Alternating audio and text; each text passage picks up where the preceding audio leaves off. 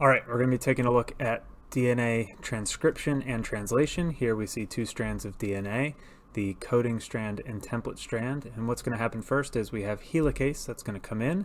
Helicase, of course, is responsible for the unwinding of DNA, separating it into its single strand. So we're going to have that separate out. And at the same time, what's going to be happening is we have RNA polymerase, which comes in, and RNA polymerase, very similar to DNA polymerase, is going to be following the DNA template strand in the 3 to 5 direction, except that as it's doing that, it's not matching it up with complementary DNA base pairs, but instead matching it with complementary RNA base pairs. And remember some key differences about DNA and RNA. RNA primarily existing as a single-stranded molecule. It has uracil instead of thymine, and then has a different sugar as well to its structure. So it is different. The purpose of it, though, is that it's going to be this messenger that's delivering the instructions to the ribosome, so we don't have to risk sending the very large and difficult to manipulate DNA molecule out of the nucleus where it could get damaged, and then we're out of luck. So RNA polymerase is going to be matching up those base pairs, and there you can see any T on the DNA is matching with an A on the DNA is going to match with a U, and then C's and G's follow the same pattern that we see before. So my RNA polymerase is going to be zipping through here. Whoa, it's a close one. And then really what's happening is RNA polymerase is a large enough molecule. So I separated this out, like showing helicase and showing RNA polymerase. What's really happening is RNA polymerase is this large enough molecule that the little bubble of single-stranded DNA is going to sort of exist within this larger surrounding RNA polymerase. So it really minimizes the risk of the DNA. So the way in which I showed these like fully separated wouldn't actually happen that way, just because it's too much risk for the single-stranded DNA. It's all happening in a very tight space, and as the RNA is being created, it's sort of coming off of the DNA right away.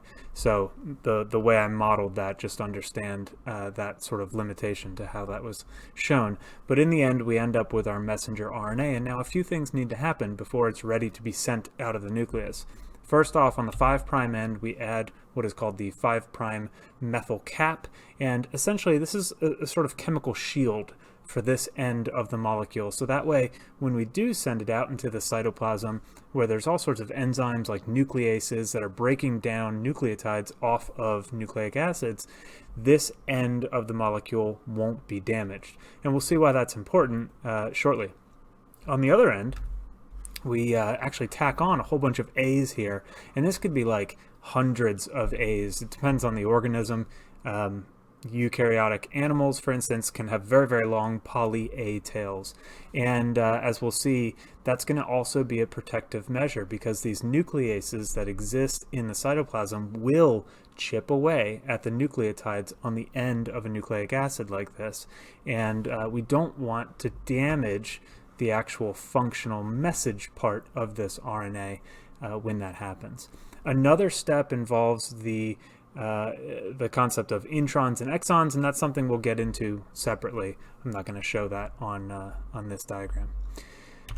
At this point now, we transport ourselves to the cytoplasm, and here we can see our friendly ribosome. Our RNA has made its way out of the nucleus and is now ready to perform translation, to actually deliver that message to the ribosome and allow the ribosome to start building a protein. So what happens is the ribosome is actually going to find and begin at what is called the start codon. And our start codon, if you look at our codon wheel here, is AUG, which codes for methionine. So the methionine is going to be our first amino acid that's going to be formed. And this is going to be with the help of a different type of RNA called transfer RNA, which is an RNA molecule which is just sort of folded up on itself, and very similar to the way proteins fold up. Because of its shape, it's able to accomplish certain types of bonding and associations. And so here we see a transfer RNA which has the anti-codon for that AUG. So it has this UAC that it's going to match up there, and it's carrying with it this methionine amino acid. At this point, the ribosome is going to crawl along the mRNA or pull the mRNA through it and move on to the next codon. Here we see CAU, and on this codon wheel, conveniently behind me, we look up CAU and we see that's histidine. So the next tRNA that comes in is carrying a histidine. And what's going to happen is the ribosome is going to facilitate the peptide bond linking the methionine and the histidine together. And when that happens, the previous transfer RNA is going to be exited from the process. We now continue on to the next codon. We see serine come in, gets peptide bonded to the previous two amino acids, and we move on and on and on, continuing this process of matching up the appropriate tRNAs to the codons that the ribosome has encountered until we reach a point where we have what is known as a stop codon. And a stop codon is actually called a stop codon because it codes for this octagonal red thing that says stop on it. That's not really true. But it's called a stop codon because it's essentially telling the ribosome, hey, you're done. Congratulations. You can stop now. And so what happens is, instead of coding for a particular amino acid, this is joined to a molecule called a release factor, which then encourages the ribosome to let go of the RNA and releases now this protein that we've just formed from this ribosomal complex. And so in the end, we now still have our mRNA, which can go off to grab onto another or be grabbed by another ribosome and create another copy of this protein. We have our created protein right here, and the ribosome also unchanged by this process and ready to scoop up the next mRNA that it happens to run into.